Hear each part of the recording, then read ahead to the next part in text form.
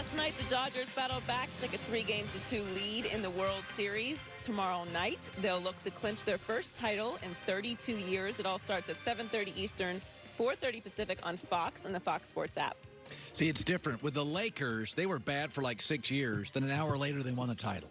The Dodgers have been unbelievable for 7 years, and they just keep teasing the city of Los Angeles. So there is so much stress among Dodger fans. Like if the Lakers not won the championship, we would have said it's kind of amazing they got to the final. It's different with the Dodgers. They've how many years in a row have they won their division? Like 7? They've been unbelievable. Clayton Kershaw now gets out of his prime. So there's so much tension in Los Angeles because you get Mookie Betts, and then Kershaw's good in the postseason, and now the bullpen's not any good. So you can sense it in Los Angeles. People are very tight with this Dodger team, whereas it felt like the Lakers were actually a gift. You're totally right. There's an expectation at this point from the Dodgers. Whereas if the Lakers would have won, people would have been disappointed, and around the country, people would have been harder on them because it's LeBron James. But I think here in LA, they'd have been like, next year. Yeah. Not for the Dodgers. Not for the Dodgers. There are going to be a lot of angry people in Los Angeles if they lose because they've been so well run and had so many great players for so many years. Trent Dilfer played in the NFL for a decade and a half, and he's got a Super Bowl and a Pro Bowl, and now he's coaching Lipscomb Academy. In Nashville, Tennessee, they had their biggest win as a program ever. I'll get to that in a second. He joins us now live. I want to start with last night because I just love where the league is going. I love Herbert. I love Kyler.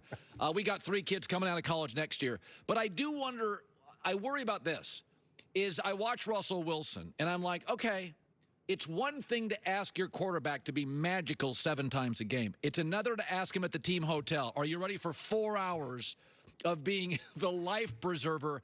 And I watch Russell Wilson, and I'm like, Trent, they don't have a pass rush. I wonder if there's going to be a burnout here. Are they asking too much of Russell Wilson? Well, you're not going to get the most out of him. You're going to, when you ask them to put the Superman cape on that often, and you're right, it should be 7 to 12 times a game, go be the best player in the league, save us from something, but not 37 times a game. And when you put that type of burden on him, you're going to get more careless mistakes. You're going to have worse bounces of the ball. You're going to get him out of his rhythm. I like what Schlerer said earlier. Let him simmer. He doesn't have to cook all the time. Let him simmer most of the game, and then let him cook over a heated grill 7 to 12 times a game. They're asking him to do way too much. This defense has to get fixed. It's not a Super Bowl team right now, even though he's the best player in the league and they're explosive offensively. You win championships by having 3 great phases of football.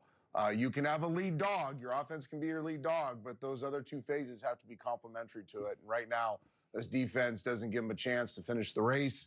And you're going to get more mistakes from a guy that typically doesn't make a lot of mistakes. So I said when Cliff Kingsbury got hired, I said alma maters never want to fire their own. And Cliff's alma mater fired him. And I'm like, boy, if you can't win at college or alma mater, can he win in the NFL? Well, they've won 7 of 10. He's certainly working with Kyler Murray. I mean, I don't know. I mean, the college to the pro thing, Matt Rule. When you look at Arizona, mirage, or do you buy into it? Buy into it because he's changed. Cliff Kingsbury calls offense very differently in the NFL than he did in college. Notice last night the jumbo packages, the multiple personnel groupings, the multiple formations, different protection schemes, play action pass. And this is not his air raid that he ran in college. He has grown immensely as an offensive coach. They've adapted to NFL-style football, and they have a magical quarterback, a guy that can make a lot of things go. So I really appreciate the fact that he came in as an expert in the air raid, an expert in throwing the football, an expert in what he had done, and has grown to become an expert in other stuff too. And then that's really the story of the NFL game right now, both offensively and defensively, is it's evolving weekly. And if you're not willing to evolve weekly from an X and O standpoint, you're going to get left behind, and Cliff has done that. You know, I don't want to nitpick because so much of what Pittsburgh does, it's such a well-constructed roster. I'm not going to nitpick.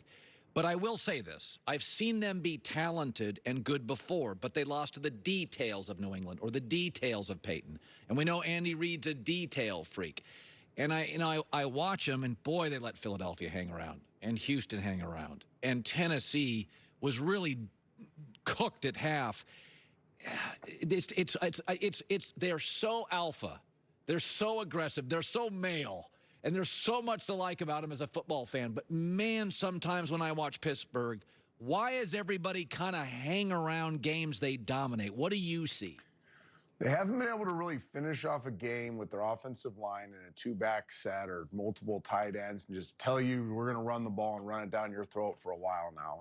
And they're going to let teams hang around as long as they're playing open late in the game. They got to be able to get big and play big and short in the second half of games. They're highly explosive offensively. I think they might be the best team in football or on the list of top 3 teams in football. However, they're going to run up against a team where they're going to have let's say it's a 2-point lead with Kansas City with 4.5 left in the go. Do you really want to give the ball back to Patrick Mahomes?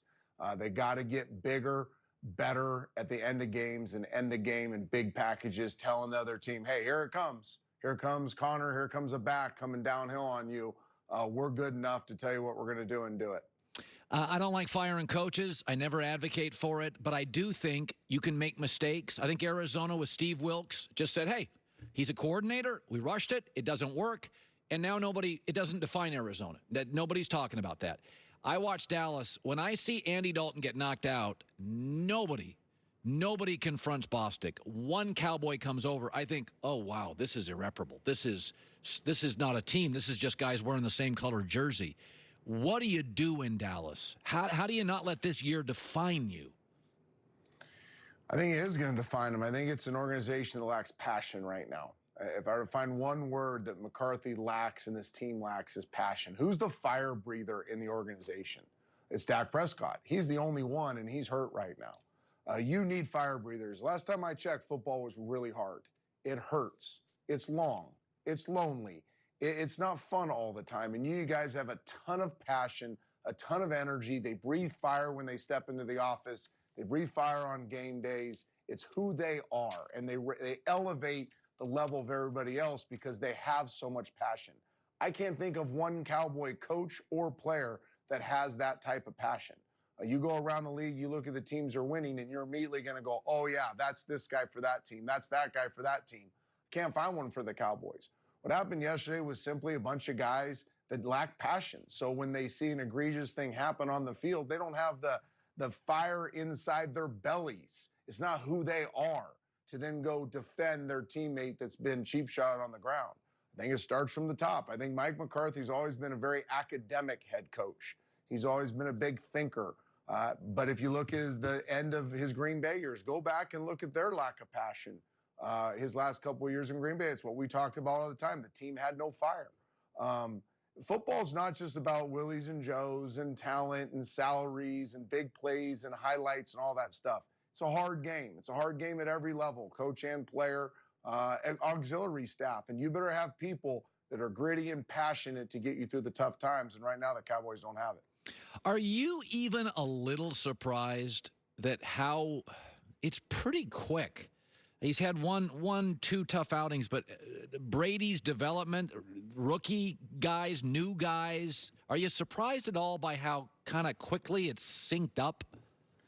I'm not, because he's the ultimate fire breather. I mean, Tom Brady elevates, we talked about last week, this is elevate your team, elevate your entire organization, your entire city. There's nobody like him. And I don't think you can properly articulate the impact he has until he's there in your organization, in your system. He's going to demand excellence every second of every day. And if you don't join him, you're going to be out of there. You're not going to be playing much. And look what he's done to a Bruce Arians, who has forever been a risky head coach. His teams typically have a lot of penalties, a lot of turnovers, no turnovers 2 straight weeks, no sacks 2 straight weeks, only 4 penalties for 20 yards this week, no penalties last week. I mean, he's changed the head coach. Nobody changes a culture like Tom Brady. Yeah. Finally, we tend to bail on teams a little early. We get a little hot on Monday. I watched the 49ers, and I'm sorry, but, you know, Trent, if you play that kind of physical football and run the football, it's hard to lose in this league. You're going to lose, but I watch them, and I'm like, I'm not so sure if Garoppolo's upright that they can't get to a conference championship. I'm not so sure. Did we bail too quickly on the Niners? Absolutely. Kyle does as good a job as anybody. They have great culture. I think that starts with John Lynch, too. I mean, Jed York, the owner, he's got great culture in San Francisco. The players love being part of the organization. It's got great history. They do have passionate players. They do have fire breathers in their building. They're not going to flinch when adversity comes their way. And then running the football. It's never going to get old. It's never going to go out of style. It's never going to be anything but great, a great addition to your offense, and they run it as well as anybody. Finally, you're the coach at Lipscomb Academy, head football coach, Nashville, Tennessee. We're friends. A couple years ago, you said, I want to change people's lives. I've had a great career. I've loved it. I've made money, blah, blah, blah. But I want to change people's lives. And you took over this academy, and it wasn't a very good, well, they weren't great. And so you've done well. You've made them very formidable. And Friday was the biggest win in the history of the program, probably, and you got a highlight from it. Yeah, we started the opening. We got the ball, received the ball opening kick, took it 99 yards. Our best player, Alex Broom, who you'll be talking about, he'll play in the ACC or SEC, number 20. You're seeing him run down the sideline with a little high-five action. Really was a neat way to start the night. I can't say enough of good things about our community, our football team, our program. The biggest thing I'll say is we have great kids. We have great coaches and great kids. They're going to go change the world. They may not do it in football, but they're going to make this world a better place to live, and that's really how we're using football. It's a human development program. Mass is a high school football team, and they're doing them both really well right now. Yeah, every coach I know says that. Every coach I know just loves their kids. They really do. You know, so often we're critical of the young generation. I don't know. The young kids I see are a lot smarter than I was. I'll tell you that. My kids are a lot smarter than I was. And what a great story for you in Lipscomb in Nashville, Tennessee, a great city. Good seeing you, bud. Thanks, brother. Thanks for showing that. Appreciate you. You bet. Yeah, a couple years ago, Trent said, you know what? Got to change some lives. I want to help some young people, and they've done it. Good for them. Joy with the news. No.